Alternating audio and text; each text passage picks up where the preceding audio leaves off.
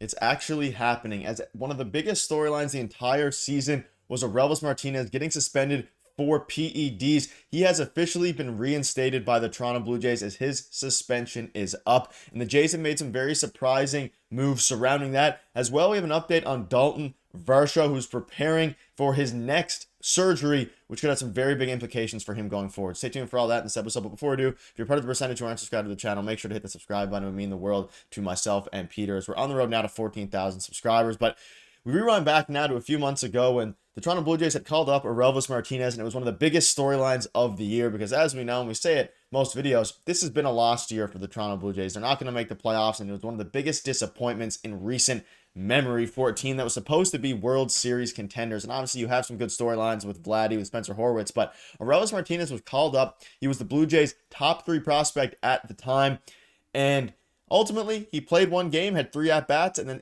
in a shocking fashion, quite frankly, got suspended for PEDs. And what was kind of the season from hell for the Blue Jays got even worse. But you fast forward now to September 24th. There's not many games left in the season. We're approaching the final week of the MLB season. The Jays have nothing to play for, but Orelvis Martinez's suspension is up, and they have reinstated him. And I want to break down what that means going forward for the Toronto Blue Jays, because Orelvis Martinez, before his suspension in the minors this year, was absolutely dominant. And a lot of that got lost in the fact that he was suspended. Now, I'm not endorsing the fact that he used PEDs. Ultimately, he said that it wasn't intentional and that he accidentally took them.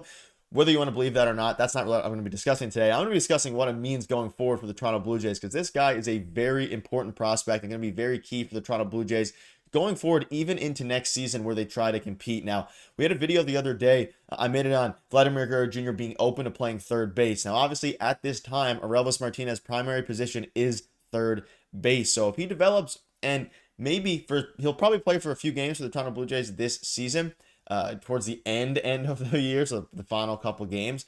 If he can go out there and have a decent couple games, he has a great offseason, great spring training, he could end up fighting for that third base opening job come next March. So there's a lot to go over here. So let's start with this. Orelvis Martinez, a couple of roster moves. We're getting to Dalton Varsho as well. But Orelvis Martinez was reinstated from the suspended list and optioned to the spring training complex. So he's not officially with the Blue Jays yet, but he was reinstated from the suspended list where he served an 82-game suspension for PEDs, of course. So suspension is officially up today. So the Jays had to put him back in the 40-man roster. He's been optioned to the spring training complex since the Buffalo Bison's season is over. And to make room, Dalton Varsho has been transferred to the 60-day IL. So at this point, again, his suspension officially ended today. They could go ahead and call him back up and option somebody down. Now, the biggest question mark is whether or not they're actually going to do that. It seemed at the time the plan was, hey, get him a couple games in the major leagues. We do know, we saw him with the Buffalo Bisons before their season ended a few days ago, where he actually had a very decent stint, which we'll go over in a minute here. But if they call him up just to see what they have, obviously you're only going to get so much sample size out of 2 games. Not a very big sample size at all. You're not going to get too much information out of it. But what you are going to get is at least a glimpse. And all we got before he got suspended was ultimately a glimpse of Orelvis Martinez, who, as we know, is a very good power hitter. He's a very good, he has some deficiencies, of course. His defense isn't phenomenal. He strikes out a ton. He doesn't walk very much. But when he got locked in like he did this past season in AAA, he was one of the names that were skyrocketing up the top prospect list. And one of the main reasons that he is now the Toronto Blue Jays' second-ranked prospect ahead of Ricky Tiedemann and Jake Bloss. Now, obviously, these prospect rankings got updated when he was on the suspended list.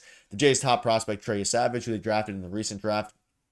And then you also have, of course, Jake Bloss, who you traded for, and Ricky Tiedemann, who used to be the #1 prospect. But there was a time there where Orelvis was falling off a little bit. You think about this time last year, a bit before this time last year, when Orelvis Martinez was really, really struggling in AAA. He was striking out a ton. His power had seemed to be gone. And a lot of prospects and analysts were saying, hey, he's probably not going to be an MLB superstar, not going to be an MLB regular. And there were some conversations dating back then to when people were talking about trading Orelvis Martinez for guys like Scott Barlow, who at the time was a Kansas City Royal. He was a reliever, and a bunch of different players like that to help bolster the Toronto Blue Jays bullpen. There were conversations that were had surrounding that. There were rumors surrounding that. And now you fast forward a year or so later, and Orelvis Martinez is probably going to be one of the most important Toronto Blue Jays prospects over the next handful of seasons. Now, whether that is in the form of a trade or in the form of actually using him depends on what their plan is this offseason. If they decide to go all in on Vladimir Guerrero Jr. playing third base, maybe there's a world they move Orelvis Martinez, even though I could see Orelvis Martinez playing a lot of second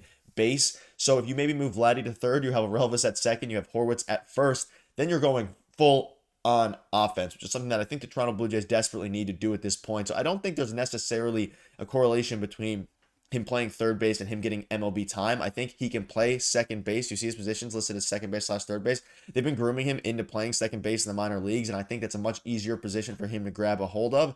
But at the same time, there are a ton of guys in the Toronto Blue Jays system right now that can play second base, whether it's David Schneider, most notably, they were testing out Spencer Horwitz there, or even guys like Ernie Clement, who are obviously playing shortstop and third base, who are battling and going to be battling next season for that spot. But you look at Orelvis' updated metrics and scouting grades. Again, these are ranked on a ranking from 20 to 80.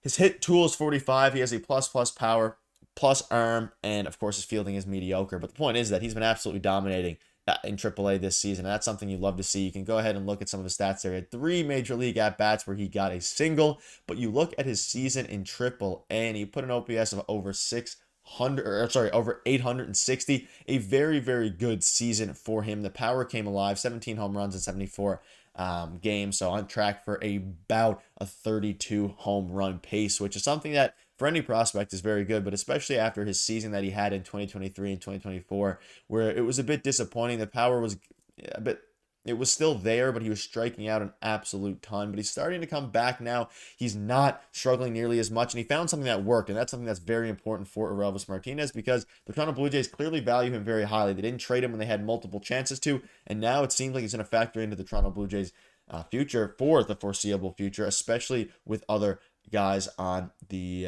come up like Spencer Horwitz and things like that. It seems like they're transitioning into the youth aspect of things. But one thing to note is that he is going to have to battle with a lot of guys. Now, whether it's David Schneider, whether it's guys like Ernie Clement, obviously not Zach Pop, but Ernie Clement, who you see had a very solid year, very, very good defender, an OPS plus, about a league average hitter, and he got a lot more at-bats than any Blue Jays fan expected. We were talking about him battling for that camp spot back in March before the season started, but he is going to be someone who may have played himself into an everyday role, and that's what the young guys are going to have to battle with, whether it's David Schneider, whether it's Ernie Clement, a lot of the guys who have been here for a couple years now, guys like Orelvis Martinez, guys like Spencer Horwitz, even though I think Spencer Horwitz got his spot up, but even just other guys, Alan Roden, a lot of the prospects that are on the cusp of being a major league player, they're going to have to make room for them. And if the Toronto Blue Jays are trying to compete next season in the form of maybe signing some big free agents or maybe, just going for it, then it's going to be tough for the prospects to crack the team unless they really show out. Because you know what you're getting with Ernie Clement, you know what you're getting to a degree with David Schneider. Even though, like I mentioned in yesterday's 5 Blue Jays won't be back video, I do ultimately think David Schneider is going to be headed down, and maybe that's what the spot Orelvis Martinez takes. Is David Schneider. So let me know in the comments what your thoughts are and all that. And quickly before we wrap up, Dalton Varsho is headed for surgery. He's on the 60-day IL. His season's obviously done. His surgery should, according to the reports, be successful, and he should be ready and full steam ahead for spring training, which is pretty far away, but there's something to keep an eye out because Dalton Varsho put up a very good year, both defensively and just base running, and obviously his hitting was about league average, but he had a very solid year. But that'll wrap it up. Let me know in the comments what your thoughts are on this. What are your thoughts are on the Dalton Varsho situation and Orelvis Martinez? Do you think he should play for the Toronto Blue Jays this year, or do you think they should let him just marinate in the spring training complex? Let me know. See you guys soon.